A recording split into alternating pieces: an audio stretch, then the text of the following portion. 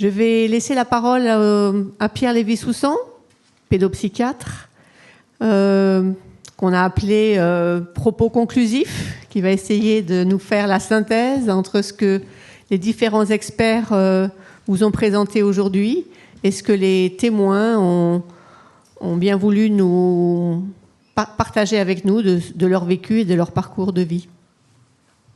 Alors, il y a un micro là, si vous préférez. 1, 2. Non, c'est bon. Bon, c'est une lourde responsabilité de conclure cette journée extrêmement riche. Et je tiens à parler de... Alors c'est vrai que l'expérience que j'ai de ce champ-là, de la maltraitance, que ce soit de l'inceste, des violences sexuelles, c'est celle de la pratique, à la fois dans le champ expertal depuis plus de 30 ans, de recueil de la parole de ces enfants, de ces familles, de tenter de faire entendre l'indicible, ce qui n'est pas chose facile, y compris actuellement, et puis d'expérience aussi de psychanalyste en cabinet. Alors c'est vrai qu'on est, après avoir entendu toutes ces vidéos, c'est une vérité que l'on connaît, c'est un champ où beaucoup de psys font des efforts pour ne pas entendre, et c'est vrai que beaucoup peuvent se protéger derrière des théories pour ne pas vouloir entendre l'indicible. Maintenant, il est vrai que le chemin a été ouvert par Ferenczi et d'autres psychanalystes pour nous apprendre à écouter l'intolérable.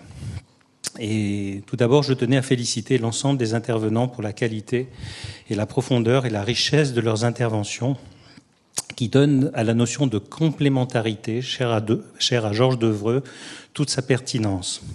Durant près de 6 heures, il a été question d'observer les mêmes faits bruts avec des optiques différentes, parfois opposées, sociologiques, démographiques, historiques, psychologiques, psychiatriques, mais avec une interdépendance constante de ces données observées dans chaque champ.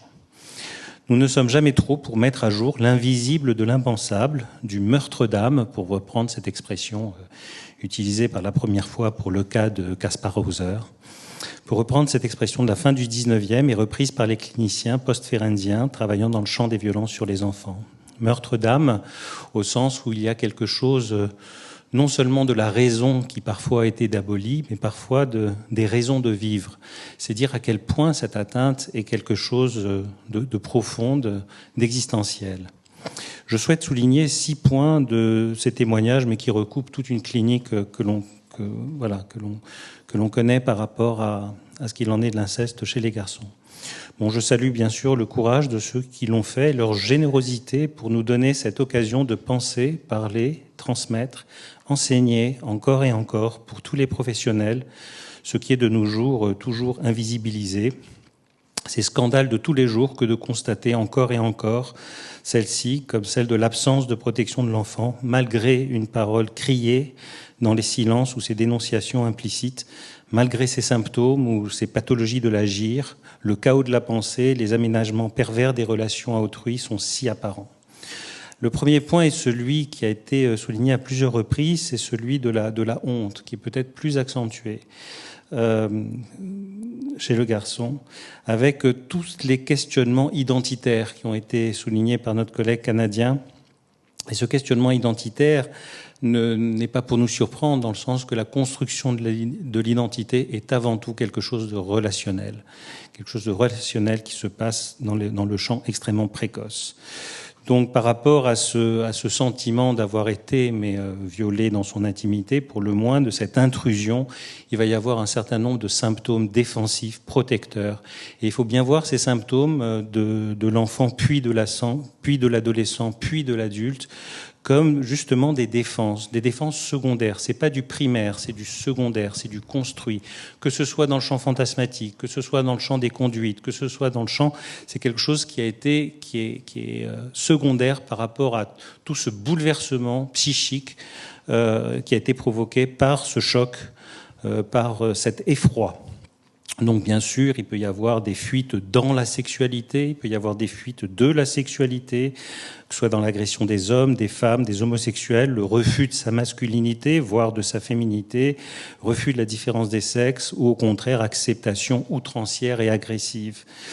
Donc on voit bien cette colère, et ce qui m'amène à la conclusion, c'est-à-dire je ne vais pas y arriver tout de suite, mais de l'un des champs thérapeutiques, c'est tenter d'élaborer toute cette haine qui n'a pas été conflictualisable. Les destins de la haine font partie des choses les plus difficiles à mentaliser, à psychiser, et on voit bien à quel point cette haine n'a pas été possible, n'a pas été élaborée. Très souvent, lorsqu'on me dit « oui, la famille, c'est une histoire d'amour », je dis « non, la famille, c'est une histoire de haine qui a bien tourné ». Je voulais souligner ce qui a été très présent dans le champ au tout départ, ça a été tout ce champ des statistiques par rapport aux mères, par rapport aux hommes. Alors je pense que ramener la question de l'inceste à uniquement la question du patriarcat est quelque chose peut-être qui peut masquer et qui peut peut-être ne pas voir la spécificité de ce qu'il en est de l'homme agresseur, et je crois que c'est important de l'avoir en tête, et y compris la spécificité de la mère agresseur. Et dans le champ, pour travailler dans le champ de l'expertise, où les violences sexuelles sont qu'un aspect d'autres violences beaucoup plus globales, qui sont des violences psychiques, ou parfois ce sont des violences physiques, où là, ce qu'il en est, si je puis dire, du chaos maternel est extrêmement présent. Et ce chaos maternel et ce maternage pathologique, on va le retrouver aussi de ce qu'il en est de ceux qui sont devenus des agresseurs, ou ceux qui sont devenus, tout ce champ qu'a dit Racamier, des pervers narcissiques. On retrouve très très souvent une mère pathologique. Et donc ça ne nous viendrait pas à l'idée de parler de matriarcat pour désigner de ces mères. En revanche, on va parler de ce qu'il en est d'un maternage extrêmement pathologique, et ça a été souligné à plusieurs reprises, c'est-à-dire comment toute la clinique de l'incestualité, c'est quelque chose qu'on a du mal à faire comprendre aux juges et à la justice, et que cette incestualité non seulement est pathologique, mais un potentiel traumatique et un potentiel péjoratif pour l'avenir de ces enfants. Donc dans ce premier point par rapport à la honte, je voulais parler aussi de ce que moi j'appelle la honte filiative, c'est-à-dire la honte de venir de ça. C'est-à-dire, je pense à ce patient en thérapie, mais je viens d'une famille de merde, pour le dire sans... directement comme il l'a dit. Et cette honte filiative est quelque chose qui non seulement a pu jouer sur les difficultés à parler, mais aussi bien sûr de venir de remettre en cause cette filiation, c'est attaquer les fondations sur lesquelles on est, et on voit bien à quel point c'est difficile, sans parler bien sûr de la honte de ne pas être cru. Et on voit bien que notre société, alors pour le coup... l'un des vrais tabous de cette société, c'est de remettre en cause cette notion de famille, c'est-à-dire cette notion de lien du sang comme construisant la famille. Et on a un mal énorme à protéger, à mettre en place les placements, à protéger ses enfants, à les sortir, remettre en cause aussi bien la mère que le père, est quelque chose de très difficile. Le deuxième point à souligner, ce sont les notions qui ont été extrêmement bien dites par les témoins, c'est-à-dire cette notion que nous on appelle de fragmentation psychique, c'est-à-dire de conséquences directes du traumatique dont Ferenczi a parfaitement parlé.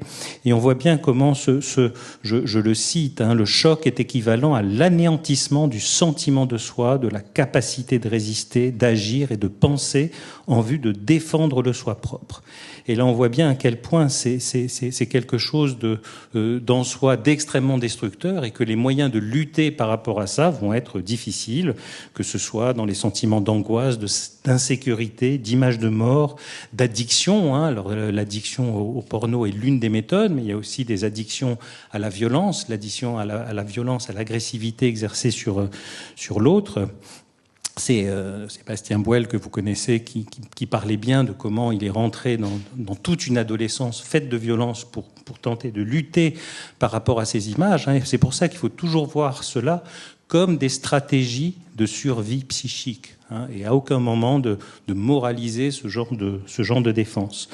Donc là, c'est important, parce que cette notion de clivage de la personnalité, on le voit bien pendant tout ce qu'on a vu, mais pour ceux qui connaissent cette clinique, on voit bien comment il y a une partie de la personnalité qui va se couper en deux, avec une partie qui va assister à l'autre partie détruite. C'est-à-dire, il va y avoir comme cela cette image du témoin intérieur qui va tenter d'assister à la partie détruite. Et nous, notre focus dans la thérapie, c'est de s'adresser à la fois la partie qui témoigne et à la fois la partie qui a été atteinte par le traumatique. Et cette notion de témoin fera que nous, en thérapie, on sera le premier témoin de ce témoin. D'où l'importance de décrypter les symptômes. C'est pour ça que je regrette toujours ceux qui ont pu croiser la route de psy, qui n'ont pas fait ce boulot de décryptage, parce qu'effectivement, c'est pas une donnée d'emblée. Le traumatique, pour le dire comme Freud, il va falloir le déduire. On parlait de décryptage. Oui, il va falloir décrypter ce qu'il en est pour bien montrer que le patient n'est pas fou par rapport à ses flashs, par rapport à tout ce qui peut l'envahir. Donc ça, c'est extrêmement important. Et on voit bien un moment, il y a un moment, un témoignage où il dit, voilà, la mort de ma sœur a déclenché quelque chose. Donc on voit bien que quelque chose du traumatique a pu déclencher quelque chose d'une levée partielle de l'amnésie qui est très très important. Donc cette notion de traumatique et de tout ce que ce trauma va provoquer comme symptôme, on peut le voir dans tous ces sentiments de devenir fou, de sentiment d'être un monstre, de tout ce sentiment d'anesthésie corporelle. Un témoignage dit, voilà, j'avais des claques, je ne ressentais rien. Donc on voit bien cette dissociation et comment... c'est une dissociation qui est, là encore je cite Ferenczi, la partie restée intacte veille sur la partie morte, tuée de la personne et la protège comme un enfant. Donc on voit bien toute l'organisation défensive du soi qui a été faite. Je tiens à souligner dans le troisième point, c'est la notion sacrificielle qui est très présente dans tout ce qu'on a entendu et dans tout ce que l'on entend tout le temps. C'est le fait que beaucoup de personnes qui ont été justement victimes vont avoir cette position d'être trop gentil, d'être trop... Donc toujours cette inhibition de la haine, toujours comme si quelque chose de leur plaisir égoïste a été sacrifié. Et pour cause, leur plaisir égoïste a été sacrifié au nom justement de cette agression qu'ils ont subie. Et là, c'est quelque chose d'extrêmement présent, avec quelque chose de sauver l'image idéalisée de ces familles-là. Et là, c'est quelque chose dont on a beaucoup de mal dans tout le champ de la protection de l'enfance, c'est-à-dire comment accompagner ces enfants à désidéaliser ce qu'il en a été de leur agresseur et de leur bourreau, avec ceux qui vont fuguer pour revenir dans ces familles-là, dans quelque chose qui n'est absolument pas du masochisme, c'est quelque chose d'une loyauté invisible, pervertie par ces familles-là. Et ça, se séparer d'un objet pathologique, ce travail de détachabilité fait partie des choses les plus complexes dans l'accompagnement de ces enfants. Quatrième point, je voulais parler de toute cette silenciation active faite par les agresseurs, ces menaces de mort, et là encore, remettre en cause ces fondations. Ferenczi parlait du devoir de silence imposé par l'agresseur, fait partie que le silence, il vient à la fois de l'extérieur, mais à la fois une silenciation de l'intérieur que l'on essaye de lever justement quand on fait bien son boulot de recueillir la parole. Mais cinquième et avant-dernier point, donc c'est tout ce qui a été dit sur les psys, sur cette confusion que peuvent avoir des psys entre les fantasmes et la réalité.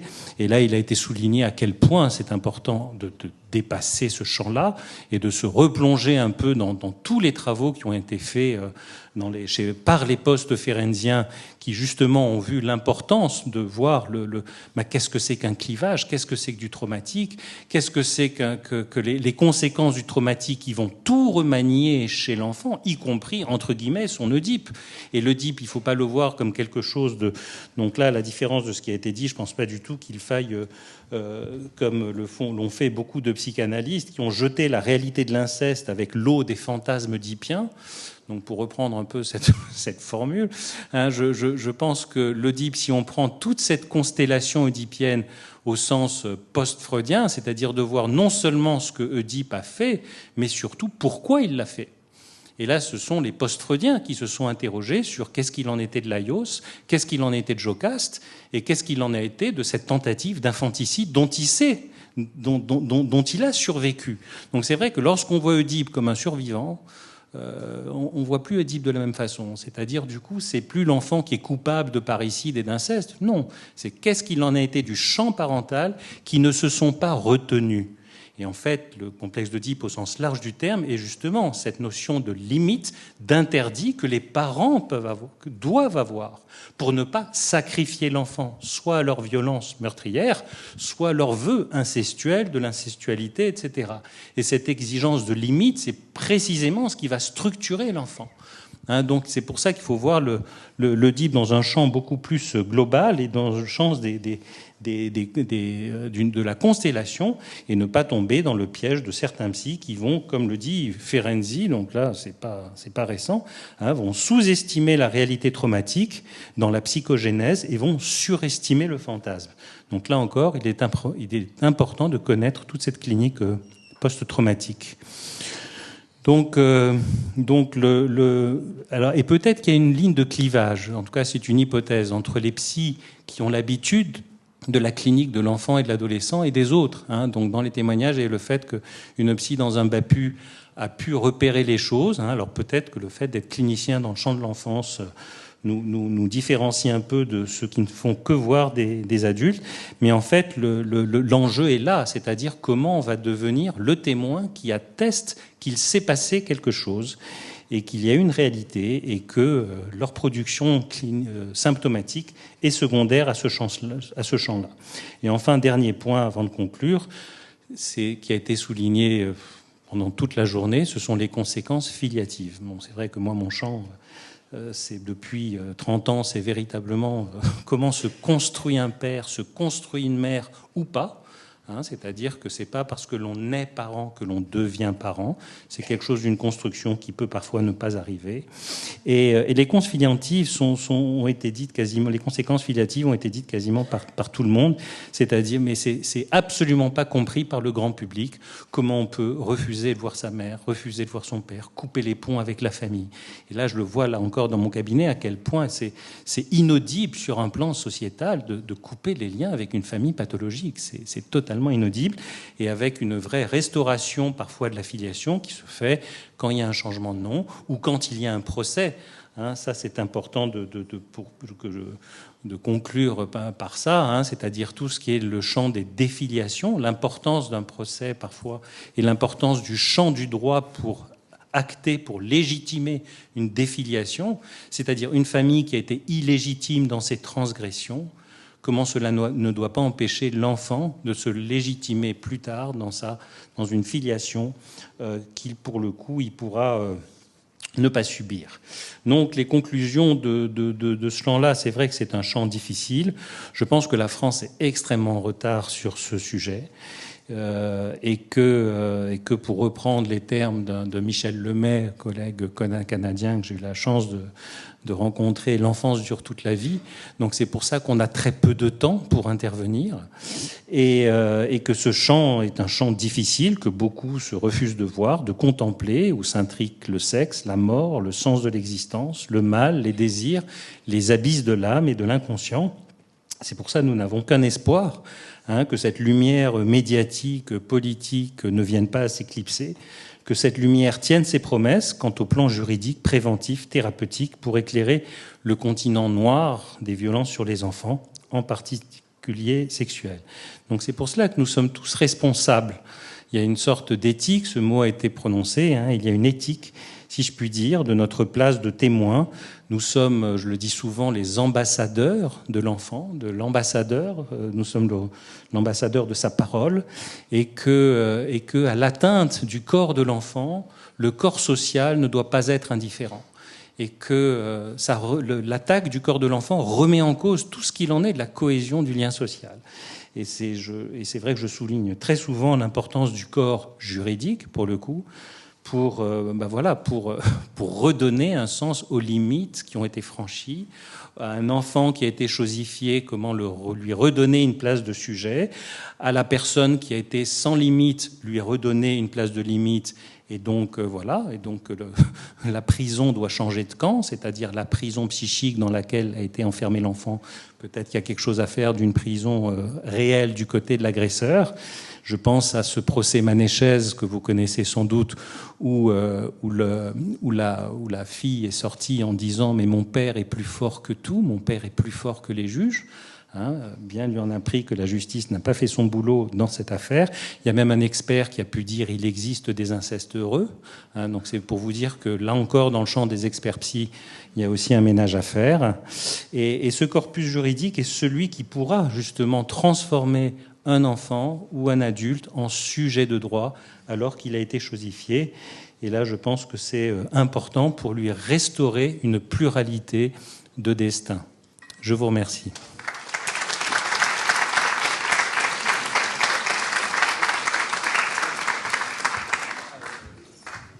Merci beaucoup pour ces propos. On arrive au terme de notre journée, mais si jamais il y a encore une question ou deux qui permettent de... une main se lève. Est-ce qu'une hôtesse peut donner un micro au monsieur qui est vers le fond? Merci. Oui, j'avais juste une question peut-être sur l'annonce que vous avez faite en début de colloque sur l'ouverture des foyers mixtes. Et je me demandais si vous seriez d'accord pour nous restituer un peu le cheminement qui vous a poussé à prendre cette décision, comment ça s'est passé. Je sais que votre premier foyer était en non-mixité pour jeunes filles, donc vous pouvez nous expliquer un peu? Alors, on n'est pas toujours dans le choix en protection de l'enfance. Alors en 1996, Didier Watteville a bien expliqué que ça avait été déjà une rude bataille pour pouvoir ouvrir l'établissement à Agen et que de toute façon, même en 1996, on parlait très peu d'inceste et très peu d'inceste. La question n'était pas de savoir même fille ou garçon, on en parlait de toute façon peu. Donc l'ouverture a été faite uniquement avec des jeunes filles. En protection de l'enfance, on ne peut pas ouvrir un établissement comme ça, sauf à répondre à des appels à projets. Et j'ai souvent dit que les appels à projets qui étaient menés par les départements étaient souvent axés sur les troubles du comportement manifestés par les jeunes. C'est ce qu'on a été décrit toute la journée. C'est-à-dire, on va faire un appel à projet pour prendre en charge des jeunes qui se livrent à la prostitution, des jeunes dont la zone ne sait que faire, qu'on a appelé les cas complexes pendant un certain temps, qu'on appelle les jeunes en situation de très grande difficulté en Seine-Saint-Denis. On va ouvrir des places pour des enfants fugueurs, par exemple. Voilà. Et donc, on ouvre des places pour des comportements, pour prendre en charge des comportements, sans se poser la question de la cause de ces comportements-là. Et ça, je l'ai souvent dit et regretté dans les dispositifs de protection de l'enfance. Là, le fait d'ouvrir un établissement à Paris, est-ce que les collègues parisiens sont encore là? C'est une initiative de la ville de Paris, dont l'élu Dominique Versini est très engagé sur la question de la protection des enfants, qui a lancé un appel à projet demandant aux opérateurs intéressés, s'ils pouvaient ouvrir un établissement spécialisé sur des victimes d'inceste. C'était la première fois que le mot était inscrit dans un appel à projet d'ouverture d'établissement. Dès le début, il a été pensé comme devant être mixte. Et nous en félicitons d'abord de ce choix et en plus d'avoir été retenu. Et donc, c'est notre actualité du moment que d'ouvrir cet établissement. Bien sûr, toute l'expérience menée par la maison d'accueil Jean Bru à Agen est extrêmement précieuse dans la compréhension du phénomène, et en même temps, on ne peut pas dire que les garçons, même s'ils ne sont pas accueillis à Agen, sont exclus de la réflexion de l'équipe, puisque les jeunes filles ont des frères. Voilà, il y a quand même la question des garçons est quand même présente dans l'accompagnement que font les éducateurs des familles dont les enfants sont confiés à Agen. Donc voilà, pour nous c'est intéressant aussi de poursuivre cette réflexion-là. Et je ne dis pas ça parce que le DEF du Lot-et-Garonne est dans la salle, mais nous avons demandé à pouvoir ouvrir des places garçons aussi à Agen parce que ça nous semble nécessaire. Je ne sais pas si j'ai bien répondu à votre question. Si, voilà. Très bien, merci.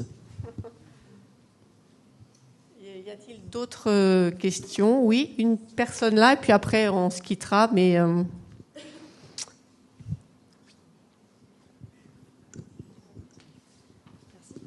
Bonjour, moi j'aurais une question par rapport à la formation des psychothérapeutes, parce que j'imagine que comme tout le monde ici, j'ai été vraiment absolument atterrée des témoignages, de voir que pour certaines victimes, aller voir un psy, c'était pire que de ne rien faire. Et du coup, je me pose la question, je suis enseignante, et je sais qu'en tant qu'enseignante, on ne nous forme pas à la pédagogie, par exemple. Et à partir du moment où on est compétent dans un domaine, on peut enseigner, alors que ça n'a rien à voir. je me posais la question par rapport aux psychothérapeutes. Est-ce que dans un parcours de psychothérapie, à part apprendre les théories de psychologie, on a, et quelques stages j'imagine, on a une formation à la bienveillance, à mettre ses problèmes de côté, à savoir accueillir la parole, etc., etc. Alors, je peux répondre à ça, et Patrick aussi répondra après. Les formations de psychothérapeutes, alors je vais parler du champ de la psychiatrie et ensuite du champ des psychologues. Mais en tout cas, du côté de la psychiatrie classique de base, en France, il n'y a pas de formation proprement dite de psychothérapeute. C'est-à-dire c'est quelque chose que doit reprendre à sa charge le psychiatre en question, pour aller se former, pour suivre une psychothérapie, pour ensuite pour ensuite avoir une supervision de cas, etc. C'est une démarche personnelle, etc., qui n'est pas du tout encadrée par l'université, à la différence de ce qui se fait ailleurs, que ce soit au Canada, que ce soit en Suisse, où le parcours est extrêmement balisé pour ce qu'il en est de la psychothérapie. Et puis pour les psychologues aussi, c'est-à-dire pour les psychologues, il y a un parcours universitaire qui apprend toutes les théories, etc. Donc j'enseigne depuis 20 ans en fac de psycho, donc je sais de quoi je parle, mais là encore, ce qu'il en sera de leur formation personnelle, ça sera leur formation personnelle.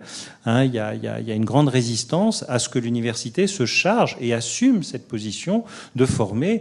Et là encore, le Canada, je travaille depuis 20 ans avec le Canada, ils sont extrêmement éclectiques en plus dans leur formation, aussi bien au niveau cognitivo-comportemental, etc. Donc là, l'université ne s'en est pas chargée, c'est un peu la responsabilité de chacun, ce qui n'est pas forcément une bonne idée. Alors, simplement, jusqu'à il y a 2 ans, j'aurais dit exactement ça. Alors, il faut parler quand même dans le micro. Oui, mais voilà, ça marche, c'est bon. Alors, donc, jusqu'à 2 ans, j'aurais dit exactement, fait ce même constat, c'est-à-dire, c'est laissé au bon vouloir, sauf sur le plan théorique. Voilà. Maintenant, il y a une prise de conscience sur la psychotraumatologie, des créations des centres régionaux psychotrauma. Il y a un mouvement général autour de cette question-là. Et d'ailleurs, votre question, à mon avis, ça témoigne de cette actualité, parce que je pense qu'il y a quelques années, vous n'auriez même pas pu la formuler. Et donc, il y aurait un effort, effectivement, du côté de l'État et de l'université pour fournir les moyens pour que des psychothérapeutes puissent intervenir sur le plan du psychotrauma. Voilà, donc c'est une question tout à fait pertinente. Alors je vais compléter. Quand vous sortez de l'université en tant que psychologue, vous êtes psychologue. Vous n'êtes pas psychothérapeute. Quand vous parvenez au Master 2, parce qu'actuellement il y a 1500 demandes de candidature après la licence pour un Master où il y a 15 places. Donc on a actuellement des gens qui sortent de licence de psychologie qui ouvrent une plaque de thérapeute. Pour le grand public, psychothérapeute, thérapeute, psychanalyste, psychiatre, pédopsychiatre, ils ne comprennent pas le grand public. Donc il faut aussi informer là-dessus. Un psychothérapeute, c'est quelqu'un déjà qui a fait normalement une analyse personnelle, une supervision. C'est-à-dire qu'on ne s'engage pas dans ce métier-là. Si on n'a pas déjà un peu fait le ménage chez soi-même, c'est une question éthique. Ce n'est pas d'obligation et je pense qu'on sera tous d'accord là-dessus. Après, les approches psychothérapeutiques, elles peuvent varier, mais on se forme à la psychothérapie. Déontologiquement, c'est hallucinant de voir des gens sortir de la fac de Master 2 psychologue, se mettre thérapeute, psychothérapeute. Le titre est protégé depuis 2010, mais les gens qui l'utilisent sans respect des consignes fixées par le ministère ne sont pas sanctionnés par l'Agence régionale de santé. C'est un véritable problème pour le grand public. Un psychologue n'est pas formé à la psychothérapie en université, c'est un vrai problème. C'est un vrai coût financier de se former sur vos fonds propres, fonds personnels. Et c'est aussi une non-reconnaissance. Je vais mettre un petit peu les pieds dans le plat. Mais les psychothérapies à la Lidl de M. Macron, excusez-moi, c'est pendant 3 séances, 10 séances qu'on peut guérir, réparer, restaurer, apprendre à quelqu'un qui était victime de traumatisme d'aller mieux. C'est un début de reconnaissance. C'est extrêmement important parce que c'est un tout début que le politique reconnaisse la réalité de la souffrance psychique. Moi, ça fait 30 ans que je travaille sur la question du psychotrauma. Le psychotrauma, il y a 30 ans, on était regardé avec dédain, mépris. Il y a beaucoup de collègues psychiatres qui ne voulaient pas prendre les postes de psy d'urgence. C'était vraiment un non-sujet. Et pour avoir géré beaucoup de dispositifs de crise, quand il s'agissait suite à des événements dramatiques, je pense aux incendies à Paris, d'avoir de la place dans les CMP. Moi, j'ai quand même eu plusieurs responsables de CMP me dire non, les gens psychotraumatisés, vos victimes, non, c'est pas des vraies victimes. Les enfants autistes, les enfants, c'est pas des vrais patients, pardon. Les enfants autistes, les enfants qui présentent des troubles de l'attachement, des troubles. Là, oui, il y a besoin. Donc le psychotraumatisme sort de l'ombre, mais on a un manque criant de formateurs et la bonne volonté face à l'indicible ne suffit pas. La supervision, les enseignants devraient avoir des espaces de supervision. Les psychologues de l'éducation nationale, qui sont devenus psychologues de l'éducation nationale, qui sont plus psychologues scolaires, ils se retrouvent à gérer des situations pour lesquelles ils ne sont pas préparés. Et ça fait beaucoup de dégâts. On ne parle pas du suicide, des professionnels soignants. Tabou, c'est une réalité. Quand on confronte des professionnels à des prises en charge difficiles, il faut aussi penser, pour bien prendre soin des enfants, il faut aussi bien prendre soin des professionnels. Oui, je voulais juste enfoncer le clou du côté d'une question que vous n'avez pas posée, qui est la formation des experts. Parce qu'en fait, il y a un énorme problème en France, c'est-à-dire il y a beaucoup de psychologues qui écrivent en sortant de leur faculté aux juges disant je peux recevoir des gens, et comme il y a 0 expert en France, ils vont envoyer des cas d'expertise, soit des psychiatres adultes, soit des gens qui ne connaissent pas ce qu'il en est du champ clinique des enfants. Et là, il y a un vrai problème. Donc on a là encore monté un DU avec Maurice Berger, Ben Kemoun, pour former des pédopsychologues et des pédopsychiatres, parce que c'est un champ spécifique. Le recueil de la parole des enfants, c'est un vrai métier de recueillir cette parole-là. Elle est complexe, elle est difficile, il faut l'interpréter, il faut interpréter tous les symptômes. Il a été souligné que parfois il faut 1 an avant qu'on puisse récupérer cette parole. Vous doutez bien que dans un champ expertal où on a plusieurs heures, ça va être beaucoup plus compliqué. Donc ça, c'est important. Maintenant, ce qui n'est pas non plus du tout enseigné, c'est le psychotrauma au sens large, c'est-à-dire il y a parfois des révisions théoriques à faire. C'est-à-dire, moi, il n'y a que en travaillant dans le champ de l'enfant que j'ai compris ce qu'il en était d'une pathologie borderline.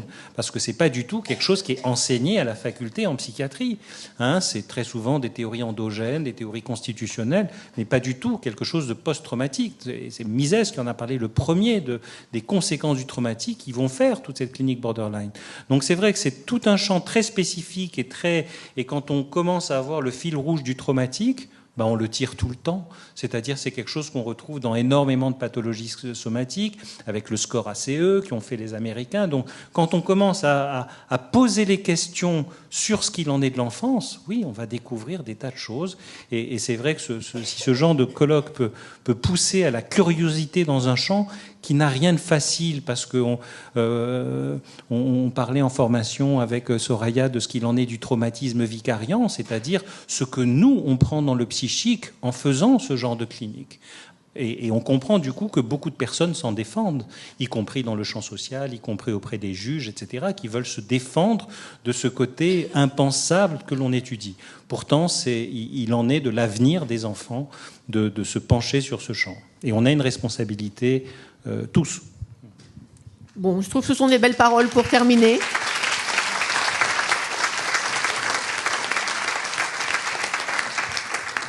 Je vous remercie vivement d'avoir participé à cette journée, dont on devrait faire des actes, pas tout de suite, mais regardez sur notre site et vous trouverez cette information dans les mois qui viennent. Voilà, merci à tous.